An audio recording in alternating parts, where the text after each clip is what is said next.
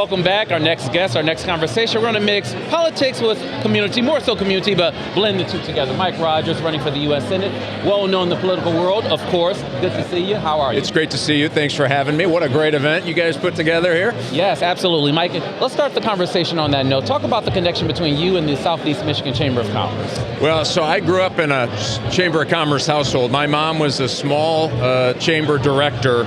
We had 50 members, but it was an important part of our life growing up. Yes. And I thought everybody owned their own small business when you grew up, and you worked 7 days a week and you barely made enough money. Yeah. I thought that's what happened when you grew up, because of all the people and friends that we knew who were in the small business community. And so it's such an easy transition here. Once I got to meet John and Maria, who are doing phenomenal work here. And the reason I love this chamber environment is it is about business, it is about networking, it is about growth, but it's also about community. And when you hear the things that this chamber's doing on homelessness, on getting businesses that are going through tough times, a little extra help to get through those tough times, it tells you why we're going to be successful and why the Southeast Chamber means so much to me. Of course, talk about your relationship with John and John. John Long, John Johnson, of course, this chamber has been around for a number of years. Yeah, I've known John for a few years. We've gotten to know each other. We've gotten to respect each other, which I think is the most important part of that. And I understand what he does. I think that helps a bunch. And he understands what needs to be done. And I think that helps a bunch. And he's just a phenomenal guy. I have to tell you, and I'll tell a tale out of school, if I may. I mean, I met a small business owner this week who said if it weren't for John, I might not be in business today. He was going through some financial difficulties right after the crash in '08. When everything was a bit of a nightmare for everybody. John went out of his way to set this guy up with somebody he knew, and he met through his networking at the chamber that might be able to help, saved his business. The guy got a tear in his eye when he was talking about it.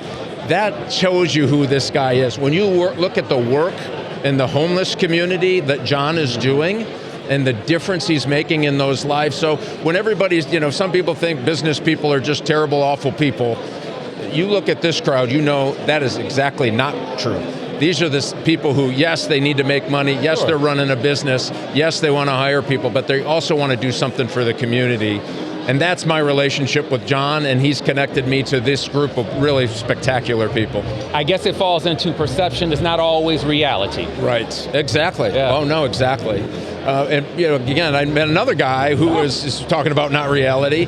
Tough time in the pandemic. He kept all his workers on. He said, I was losing a lot of money, but I thought it was so important that I give these people an opportunity to work through the pandemic. You don't hear those stories. No. You only hear the bad stories about businesses treating their employees badly. There's a lot of companies out there and a lot of small business out there where your employees are more like family. Your customers are part of your family.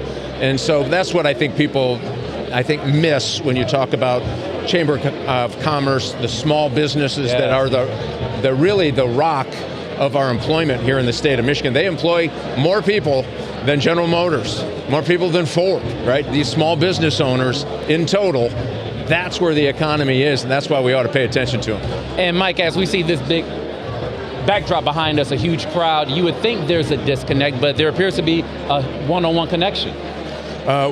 Yes, and the good news is, for the last 10 years, I've been in the private sector. I've been in small business trying to make a media-sized business. I know the ups and downs. I know about chasing capital. I know about losing customers and trying to get customers back. All of that experience that they all experience every day. And that helps. It helps when they say, gosh, we could use a little less regulation. How about a little break on taxes? How about making my electricity a little cheaper so I can offer better prices? I get what they're talking about. And Mike, of course, you're running for the U.S. Senate. If you are successful in November, what are some things you're looking to accomplish? Well, we're going to get Michigan manufacturing again. We kind of let atrophy our defense industrial-based manufacturing here, and it's cost us. We lost 30,000 manufacturing jobs just since 2018. And guess what happened? Almost direct correlation. You can see that our median wage is now below the national average here. You lose 30,000 middle-class jobs in manufacturing, we're going to pay a price.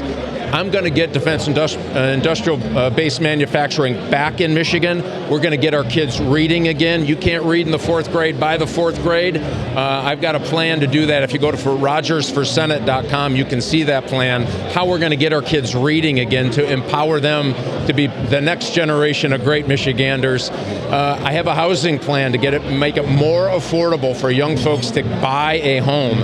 I won't go through all the details, but just a couple of quick ones. Yes. Right now, you pay rent every month. It doesn't count towards your credit. If you miss a rent payment, guess what? Counts against you on your credit. We're going to change that. And what that means is the better your credit score when you go to buy a home, the lower your personal interest rate. I'm not talking about the big interest rates. Credit history. Yeah, credit history. You've got to build that credit history. Why not let these folks who are paying rent build their credit history? They're making payments. They should get credit for it. That's number one. The other one is I created 529 plans when I was in the state legislature. And it's an education savings plan. I'm going to expand that to down payments for home ownership, so you can save tax-free, federal and state, and make sure that you build that nest egg for that 20% down payment goes a lot faster. Your business can contribute to that. Your parents and friends can contribute, and it doesn't count against you when you go into the bank. So, and there's more to that plan, but I would, again, go to rogersforsenate.com. You can see those plans. We need to be about results-oriented politics. This whole rock-throwing thing that politics has become in, people stand up for things, and people sit down for things. We got to get over that nonsense, and we got to get over it soon. This is a way. Have real solutions. Send somebody up there who's been through the fight and knows how to get this stuff done, and we'll get it done.